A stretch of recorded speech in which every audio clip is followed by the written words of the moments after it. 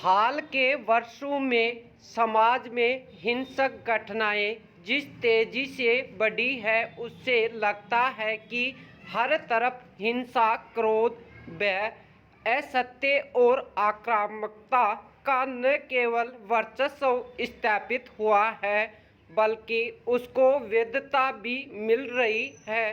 ज़्यादा चिंता की बात यह है कि इस तरह की घटनाओं को सामान्य मानकर नज़रअंदाज किए जाने की प्रवृत्ति भी तेजी से बढ़ी है। समाज और शासन दोनों ही स्तरों पर ये देखने को मिल रहा है।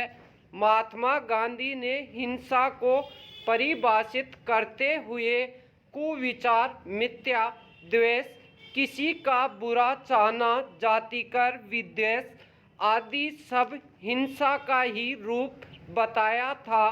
साथ ही ये भी कि संसार के लिए जो वस्तुएं आवश्यक है उस पर कब्जा रखना भी हिंसा है। लेकिन आज हमारे सामने ऐसे अनेक उदाहरण हैं जिनकी चर्चा इस संदर्भ में की जा सकती है। पैरा समाज में समय समय पर हिंसा के कई स्वरूप उभरते रहे हैं। मौखिक, शारीरिक और भावनात्मक। निम्न प्रकार से कई औपचारिक हिंसा शक्ति तथा धन के अहंकार में की जाने वाली हिंसा, बेरोजगारी, गरीबी, निरंतर उत्पीड़न और हताशा के कारण उत्पन्न होने वाली हिंसा, हम बनाम वे और इसका हिंसा से संबंध, पुलिस के व्यवहार के प्रति आक्रोश और हिंसा इत्यादि। घर परिवारों के भीतर निजी संबंधों में मनमुटाव के कारण होने वाली हिंसा, परिवार में संपत्ति व प्रभुत्व के लिए हिंसा इत्यादि भी इसके रूप और कारण हैं जिन्होंने औपचारिक एवं अनौपचारिक संस्थाओं को या तो तोड़ दिया है या फिर टूटने के कगार पर पहुंचा दिया है। इतना ही नहीं, राजनीतिक, प्रशासनिक और धन बल का उपयोग करके झूठे मुकदमे दायर करना भी हिंसा का ही रूप है। इस प्रकार की हिंसा समाज को प्रतिशोध की ओर धकेलती है। ये भी एक तथ्य है कि भ्रष्टाचार हमेशा से ही हिंसा का एक रूप रहा है। विराम।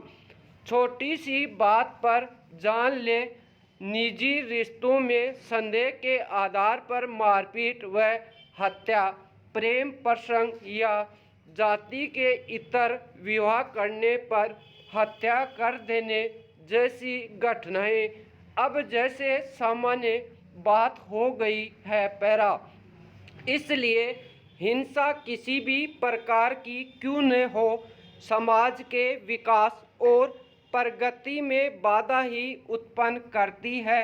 इसलिए ये कहना गलत नहीं होगा कि आज देश लोकतंत्र, खुशहाली, मानव विकास, लैंगिक समानता आदि के वैश्विक सूचकांक में निम्न स्तर पर बना हुआ है, तो उसके मूल कारण भी कहीं न कहीं बढ़ती हिंसक प्रवृत्तियों में मौजूद है। पैरा हाल के दिनों में जिस तरह की हिंसक घटनाएं देखने को मिलती है वे और ज़्यादा गंभीर। मसलन उत्तर प्रदेश के लखीमपुर खीरी में प्रदर्शनकारी किसानों को एक काफिले की गाड़ियों ने कुचल दिया। आरोप है कि इनमें एक वाहन एक मंत्री पुत्र था। प्रतिशोध में हिंसा भड़क उठी और 4 और लोग मारे गए। देश में बलात्कार की बढ़ती घटनाएं बताती है कि हमने महिलाओं के सम्मान को खत्म कर डाला है। चुनावी हिंसा की बात करें तो पश्चिम बंगाल में चुनाव नतीजों के बाद हुई हिंसा ने लोकतंत्र और कानून व्यवस्था के अहम सवाल एक बार फिर खड़े कर दिए। अल्पसंख्यक को दलितों के विरुद्ध बढ़ती हिंसा समाज में बढ़ती विघटन की प्रवृत्ति का प्रमाण है। हिंसा की तमाम ऐसी घटनाएं एक आध्यात्मिक एवं शांति प्रिय समाज को हिंसक समाज में परिवर्तन करने पर उतारू है। आतंकवाद की बात करें तो आज ये समस्या वैश्विक हिंसा अपने अलग ही रवैये सबसे भयावह रूप में मौजूद है और दुनिया के ज़्यादातर देश इससे त्रस्त हैं। सवाल ये है कि क्या आतंकवाद को ताकत से ही समाप्त किया जा सकता है?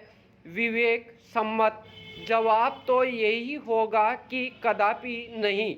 अगर ऐसा हो सकता तो दुनिया से आतंकवाद, उग्रवाद या अपराध कब के समाप्त हो चुके होते। विराम कहने को तमाम देश आतंकी संगठनों के खिलाफ अभियान चला रहे हैं, लेकिन ये समस्या खत्म होने के बजाय बढ़ती जा रही है। भारत एक बहुसंस्कृति वाला राष्ट्र रहा है। देश में हमारी संस्कृति और उनकी संस्कृति के सवाल इतने महत्वपूर्ण और गंभीर पहले कभी नहीं हुए जितने वर्तमान दौर में देखने को मिल रहे हैं। समूचा संसार माध्यम इन पक्षों पर केंद्रित दिख रहा है। देखने में आ रहा है कि परंपरा को गर्व के साथ जोड़कर अनेक व्यक्ति या समूह अपने क्रोध एवं अपनी आक्रामकता को पेश करने में गौरव समझ रहे हैं। वस्तुतः परंपरा की गर्व के साथ स्वीकृति कुछ लोगों या समूह में हिंसा की उपस्थिति का परिचायक है, जो उनके विचारों, चर्चा और उनकी गतिविधियों में उभर कर आता है। ये स्थिति उन व्यक्तियों में धीरे धीरे ऐसा सत्तावादी चरित्र विकसित करती जाती है जिनमें स्वयं का प्रभुत्व एवं स्वयं का सम्मान ही सर्वश्रेष्ठ होता है। संभवतः यही पक्ष उन्हें लोकतंत्र व सहिष्णुता के मूल्य से परे ले जाता है। ऐसे लोग क्रोध व आक्रामकता के साथ अपनी श्रेष्ठता को सिद्ध करते हैं और दूसरे समूह को वह उनकी सहिष्णुता को उनकी कमजोरी बताते हैं, पर वे ये भूल जाते हैं कि आक्रामकता व हिंसा के सारे कोई भी लोग अपनी पुष्टि भी समूह या व्यक्ति अल्पकालिक समय के लिए प्रभावी तो हो जाता है, लेकिन लंबे समय तक ऐसा नहीं हो सकता।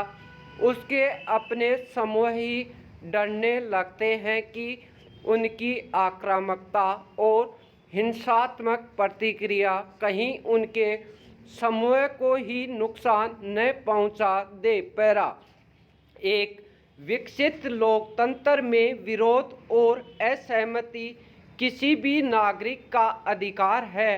उसके इस अधिकार की रक्षा करना राज्य एवं प्रशासन का दायित्व है, न कि उसके विरुद्ध हिंसा या आक्रामकता कदम उठाकर उसे भयभीत करने का प्रयास करना अथवा उसके इस अधिकार का बलपूर्वक दमन करना।